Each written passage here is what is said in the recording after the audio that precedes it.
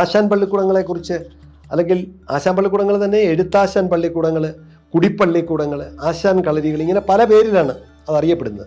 ഞാനിവിടെ നിന്ന് ഇപ്പം ഞാൻ നമ്മളുടെ പ്രിയപ്പെട്ട പ്രേക്ഷകരുമായി ഈ സംസാരിക്കുമ്പോൾ എന്നെ ഈ സംസാരിക്കാൻ പ്രാപ്തനാക്കിയതും അക്ഷരം കൃത്യമായി കൂട്ടി എഴുതാനും അക്ഷരത്തെറ്റ് കൂടാതെ എഴുതാനും ഒക്കെ എന്നെ പരിശീലിപ്പിച്ചതും എനിക്കതിന് വലിയ സഹായമായി വർത്തിച്ചതും എന്നെ അക്ഷരം പഠിപ്പിച്ച ആശാനാണ്.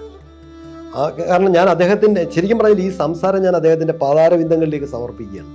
കാരണം അത്രമാത്രം വലിയൊരു അധ്വാനമാണ്, വലിയൊരു നന്മയാണ് ഈ ആശാന്മാരും ആശാട്ടിമാരും നമ്മുടെ നാട്ടിൽ ചെയ്തിരുന്നത്. ഇപ്പോൾ അതിന് ഓണാട്ടുകര എന്ന പ്രദേശം ആ കാര്യത്തിൽ ഒരു പണത്തൂക്കം മുന്നിലാണ്.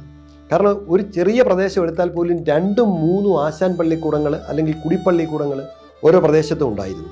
ഏറ്റവും കൂടുതൽ ആശാൻ പള്ളിക്കൂടങ്ങൾ ഉണ്ടായിരുന്ന ഒരു പ്രദേശമാണ് ഓണാട്ടുകര.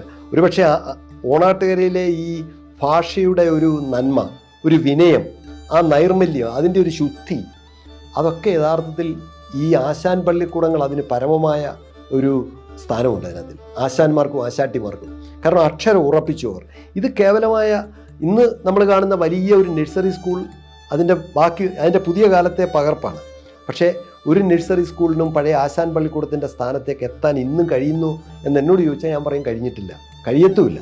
കാരണം ഈ നിലത്തിരുന്നാണ് നമ്മൾ, മണ്ണുമായി സമരസപ്പെട്ടാണ് നമ്മൾ പഠിച്ചിരുന്നത്, മണ്ണിലാണ് ഇരുന്നത്, മണ്ണിലാണ് എഴുതി പഠിച്ചിരുന്നത്. അപ്പം മണ്ണുമായി ഒരു ഗുരുത്വം ഉണ്ടാകുകയാണ്, മണ്ണുമായി ഒരു ബന്ധം ഉണ്ടാകുകയാണ്. രണ്ടാമത്തെ കാര്യം, ഇതൊരു 4 കാൽ ഓലപ്പുരയാണ്.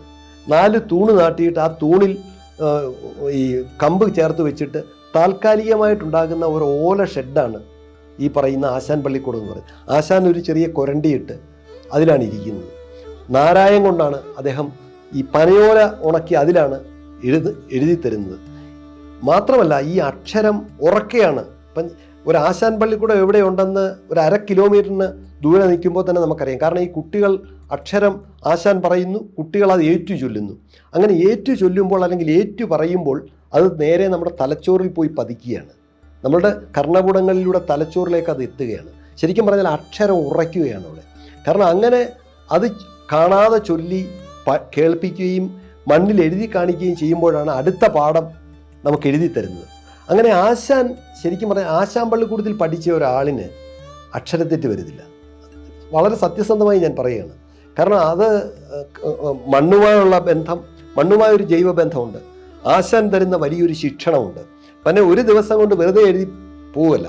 ഇപ്പം നമ്മൾ ഈ ആശാൻ എന്ന് പറയുന്ന ആൾ ശരിക്കും പറഞ്ഞാൽ ഒരു നാട്ടിലെ ഏറ്റവും ആദരവുള്ള ഒരാളാണ്. നമ്മുടെ വീട്ടിൽ മാസത്തിലൊരിക്കൽ, ഇപ്പം എൻ്റെയൊക്കെ വീട്ടിൽ ഞാൻ ആശാൻ പള്ളിക്കൂടത്തിൽ പഠിക്കുമ്പോൾ ഒരു ദിവസം ആശാനെ വീട്ടിലേക്ക് വിളിക്കും ഉച്ചഭക്ഷണത്തിനായിട്ട്. ആശാൻ നമ്മുടെ വീട്ടിൽ നിന്ന് ഭക്ഷണം കഴിക്കുമെന്ന് പറയുമ്പോൾ മഹാരാജാവ് വരുന്ന ഒരു രീതിയിലാണ് ഞങ്ങൾ കുട്ടികൾ ആശാനെ കാണുന്നത്. ആശാനോടൊരു സ്നേഹവും ആശാന് നമ്മളോട് വാത്സല്യവും നമുക്ക് അദ്ദേഹത്തോട് ഭയഭക്തി ബഹുമാനവുമാണ്. അങ്ങനെ ഒരു ചുറ്റുപാടിൽ പഠിച്ചത് കൊണ്ടാണ് ഞാൻ പ്രീ ഡിഗ്രി വരെ മാത്രമേ മലയാളം പഠിച്ചിട്ടുള്ളൂ. പക്ഷേ എൻ്റെ ഭാഷയുടെ ഉറപ്പ്, അല്ലെങ്കിൽ എന്നെ മലയാള ഭാഷ ഇത്രയും ഭംഗിയായി എനിക്ക് എൻ്റെ മനസ്സിൽ ഉറപ്പിച്ചു തന്നത് ഈ ആശാനും ആശാൻ പള്ളിക്കൂടവുമാണ്. ഒരു തർക്കവുമില്ല. എന്നെയൊക്കെ സംബന്ധിച്ചിടത്തോളം, അല്ലെങ്കിൽ പുതിയ കാലത്ത് നമ്മൾ ആശാൻ പള്ളിക്കൂടത്തെക്കുറിച്ച് പറയുമ്പോൾ ഇപ്പം ഈ എഴുത്തിനിരുത്തുക അല്ലെങ്കിൽ വിദ്യാരംഭം എന്ന് പറയുന്നത് പോലും വലിയൊരു ആഘോഷമായി കേരളത്തിൽ മാറുകയാണ്. അവിടെ നിന്നുകൊണ്ട് വേണം നമ്മൾ ആശാൻ പള്ളിക്കൂടത്തെക്കുറിച്ച് ഇപ്പം ചിന്തിക്കാൻ. കാരണം ആശാൻ പള്ളിക്കൂടത്തിൽ ഈ പല പ്രദേശത്തും എഴുത്തിനിരുത്തിയിരുന്നത് ആശാന്മാരായിരുന്നു ആദ്യമായിട്ട് കുട്ടികളെ. ഇന്നിപ്പോഴത് മാറിയിട്ട് ഇന്ന് വിവിധ മാധ്യമ സ്ഥാപനങ്ങൾ, അതുപോലെ തന്നെ മറ്റു മഹാസ്ഥാപനങ്ങൾ എല്ലാവരും വിദ്യാരംഭം ഒരു ആഘോഷമാക്കി മാറ്റുകയാണ്. വിദ്യാരംഭം പോലും, കാരണം വലിയ സെലിബ്രിറ്റികളെ വിളിച്ചാണ് അക്ഷരങ്ങൾ എഴുതിക്കുന്നത്. അപ്പോൾ അക്ഷരം ഈ ആശാൻ പള്ളിക്കൂടങ്ങളുടെ ഇന്നത്തെ ഒരു അവസ്ഥയെന്ന് പറഞ്ഞാൽ, ആശാൻ പള്ളിക്കൂടങ്ങൾ ഏതാണ്ട് അസ്തപ്രജ്ഞമായ ഒരു അവസ്ഥയിലാണ്. വളരെ അപൂർവമായി മാത്രമേ ഇപ്പോൾ ഓണാട്ടുകരയിൽ അടക്കം ആശാൻ പള്ളിക്കൂടങ്ങളുള്ളൂ. ഞാനിപ്പോഴും ആഗ്രഹിക്കുന്നു, വെറുതെ ഈ മോഹങ്ങൾ എന്നറിയുമ്പോഴും വെറുതെ മോഹിക്കുവാൻ മോഹം എന്ന് പറഞ്ഞ പോലെ ആശാൻ പള്ളിക്കൂടങ്ങൾ തിരിച്ചു വരണം എന്ന് ആത്മാർത്ഥമായി ആഗ്രഹിക്കുന്ന ഒരാളാണ്.